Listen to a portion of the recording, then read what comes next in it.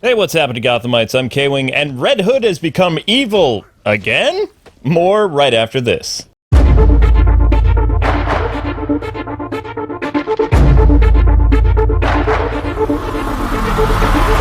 So, is anyone really reading Event Leviathan? Ooh, that many? Wow, sorry to hear that. So, if you don't know what's going on, here is a brief synopsis. DC spy agencies are under attack by a secret organization, think of like Cobra. Also, many DC heroes have been vanishing without a trace, including Batgirl. Although, well, her disappearance is more than it seems. But, can't really talk about that. That is a topic for another video. Also, many popular DC detectives and conspiracy theorists like The Question will be joining forces with Batman, and some new faces as well that Bendis is trying to tell us are smarter than they are, because, well, it's 2019. Joining the ranks of the world's greatest detectives are Steve Trevor and Lois Lane. Yup, both have been upgraded to Batman's equals. I kid you not. Steve is important in this book because of his ties to Argus, and Lois Lane is more or less becoming DC's Mary Sue, who's smarter than everyone. Give it time.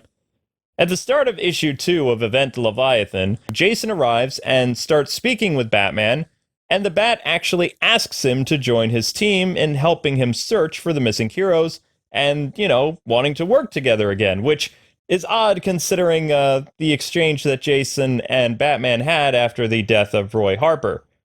But anyway, the two team up, and then Batman turns on Jason near the end of the book, sending other DC superheroes after him. But why, you ask? Well, that's actually pretty simple, because Batman thinks that Jason is the leader of Leviathan. And Leviathan is that same organization that Talia al Ghul was a big bad for several years ago. His reasoning is Red Hood's grief over the loss of his best friend made him a bad guy now because Bendis can't write, well, detective stories. Now, I know for many of you, Jason has been an anti-hero for many, many years. But as older DC fans, well, Jason has been a bad guy, even during his Robin run after Crisis on Infinite Earths. Actually, Jason's heroic character run has gotten to enjoy a lot more love since the New 52 relaunch in 2011. And I'll admit it, Jay makes a really cool anti-hero, and I dig it. But back during his reintroduction in Hush, and then the first arc of Batman Under the Hood by Judd Winnick, Jason was more or less a bad guy. He was always number one on the Bat family's most wanted list, and also he and Grayson and Damian and Tim, they all didn't like each other too much. Eventually, in pre-Flashpoint, Jason became a good guy again and took on the identity Red Robin, working with Donna Troy on a case exploring the 52 Earths at the time.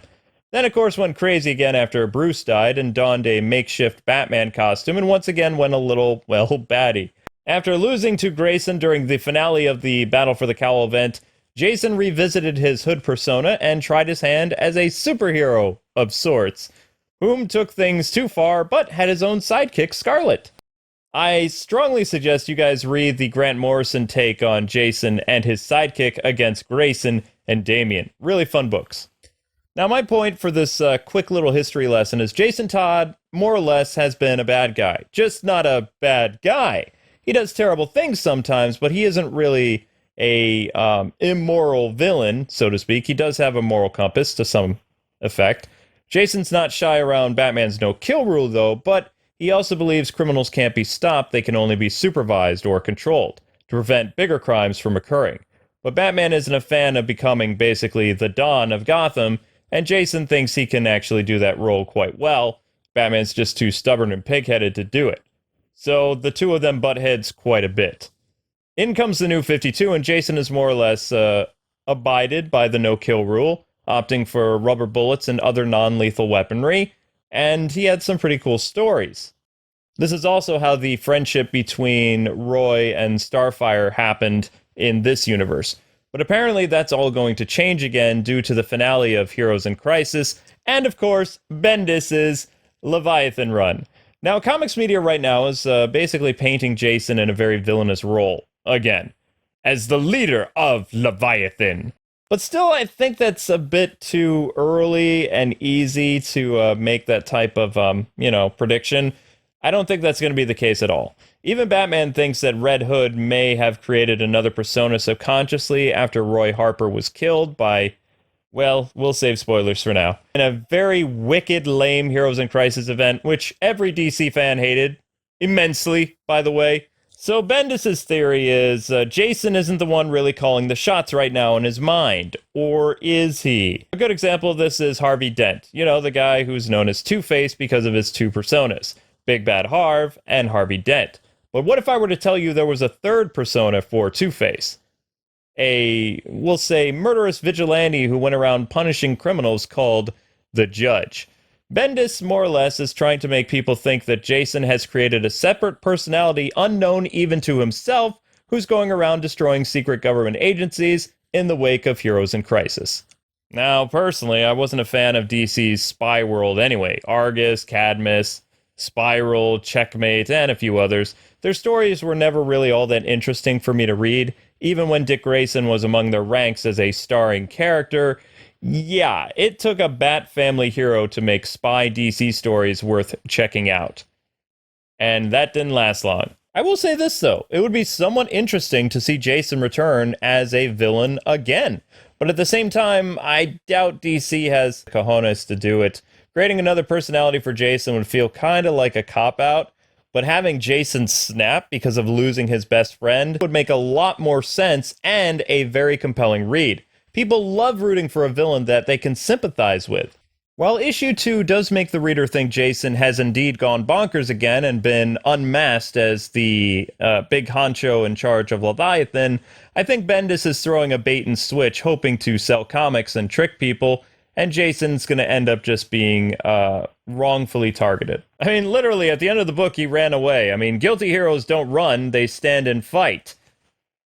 Jason is seen clearly running away like brave Sir Robin as Batman and company follow afterwards. But again, it's not a bad idea to make Jason evil again, it just has to be handled way better. Also, his new costume really sucks. But now I want to hear from all of you guys. Do you think Jason Todd is once again a bad guy? Or do you think he's innocent? Sound off in the comment section below. And that's it. That's all for your Bat News today, Gothamites. I've got a lot more batty videos coming your way, so keep checking back on the channel. If you want to learn more about updates to this story and other Bat News, you can hit me up on my Twitter at KWingReviews, because I will be following up on this. Later this week is, of course, my bare bones release of the TMNT versus Batman movie podcast thing. Yep, it's a podcast now, more or less. And I've got some developments in the Batman 2021 movie, so look forward to that soon as well. Thanks so much for watching, people. If you enjoyed this content, subscribe and hit that bell to be notified when more Bat content arrives here on Nightwing 01. Be seeing you, Gothamites. Have a good one.